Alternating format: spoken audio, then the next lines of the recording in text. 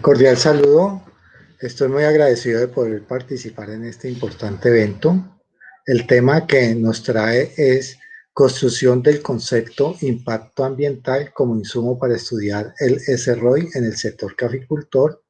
Trabajo realizado por Julio César Montoya Rendón, quien les habla, Henry Hurtado, integrantes del grupo ILAMA y del Semillero Navegantes de la UNAD. Este trabajo se realiza como un avance del proyecto Análisis de Retorno Económico, Financiero, Social y Ambiental en las organizaciones del subsector cultivo del café que reportan información a supersociedades entre los años 2016 y 2018. Digamos que tradicionalmente las organizaciones se han preocupado por presentar sus informes financieros, donde la rentabilidad económica tiene mayor peso que los otros aspectos que necesariamente tocan con la organización, como son los aspectos ambiental y social. Y de eso trata el SROI, de medir el retorno social sobre la inversión. El retorno social, tal como está expresado en este indicador, incluye lo social y lo ambiental. Para efectos de este trabajo, solamente nos vamos a concentrar en el tema ambiental. El tema social será tratado en otra oportunidad con igual grado de importancia. ¿Qué es el impacto ambiental?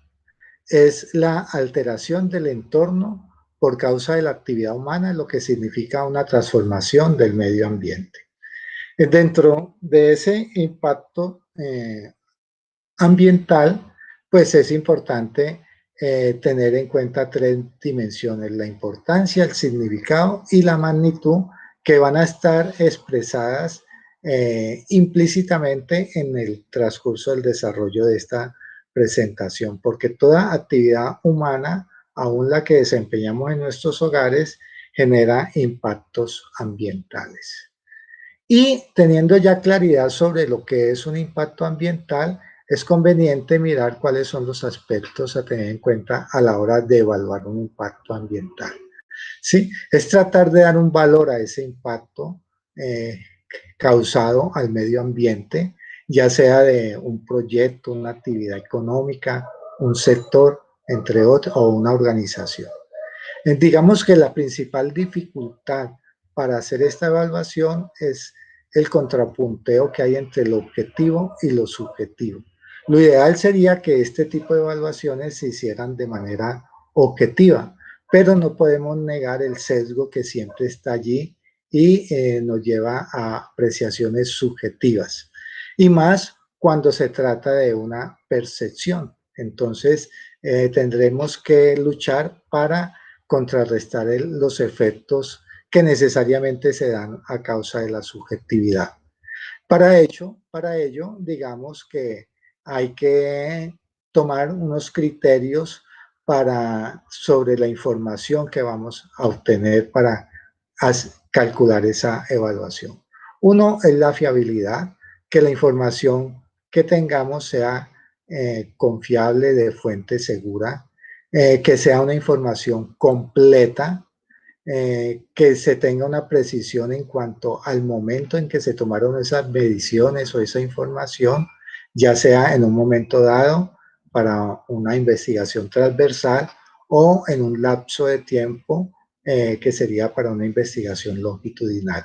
Como también, digamos, la precisión geográfica de dónde es que se está tomando la información, como la precisión tecnológica, que los instrumentos tomados para hacer ese tipo de mediciones estén bien calibrados, ya sean instrumentos como encuestas o instrumentos para hacer mediciones físicas, entre otros. Esto nos permite construir unos indicadores cuantitativos y cualitativos para obtener una información confiable que permita tomar decisiones. Ya hablando concretamente del café, que es el sector que nos ocupa, digamos que vamos a partir del ciclo de vida de una taza de café. Entonces empieza por el cultivo y la cosecha del grano de café, Luego viene el empaque y la distribución de esos granos de café en sacos, por consiguiente el transporte que los lleva a ya sea para exportación o a las fábricas tostadoras que lo empaquetan en tamaños más pequeños de kilo, media libra, etcétera. Y con ello ya se puede tener la taza de café, ya sea para un uso doméstico o un uso comercial, el cual se sirve en vasos que generalmente son desechables y volvemos a empezar con el ciclo. Para el presente trabajo solamente nos vamos a dedicar al cultivo y cosecha de café. Ya de acuerdo a información de la Federación Nacional de Cafeteros, se encuentra que dentro de los impactos generados en este ciclo, el 80% provienen del cultivo y el 60% se originan en la cosecha. Entonces, aquí podemos mirar una matriz de impacto que nos puede dar línea acerca de qué es lo que las etapas del cultivo del café hasta la cosecha y digamos qué aspectos a tener en cuenta. Entonces tenemos que esas fases del cultivo del café empiezan con la siembra, el mantenimiento del cultivo, la cosecha, el beneficio húmedo y el empaque. En todo este proceso se están afectando los suelos, la atmósfera, las aguas, también hay una afectación a las bioespecies y como también hay un alto consumo de energía, especialmente energía eléctrica a la hora de hacer el proceso entre la cosecha y el beneficio del café. Entonces, en esa parte del beneficio del café se utiliza mucha agua y esta agua suele ser muy contaminada. Bien, ahora teniendo en cuenta los alimentos anteriores, pues podemos proceder a hacer una definición un poquito más precisa o una aplicación del SROI, de retorno social y ambiental sobre la inversión. Entonces, SROI tiene unas fases, son 7 fases. La primera empieza por identificar los grupos de interés, llegar a acuerdos, cómo se va a hacer la medición, qué es lo relevante, etcétera. Luego, concentrarse en cuál es el cambio realmente que se está generando, ¿sí? Con esa actividad, ese proyecto o ese sector o la misma organización y ver, destacar de eso, de esos cambios, cuáles son los valores más relevantes. Aquí cuando hablamos de valor es importante hacer una diferenciación entre valor y precio.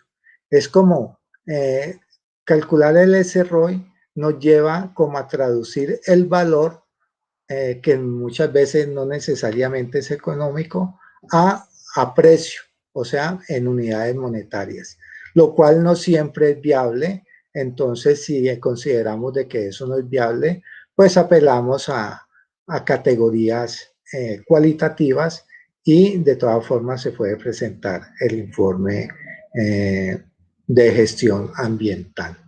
Sí, entonces incluir solamente lo que es esencial.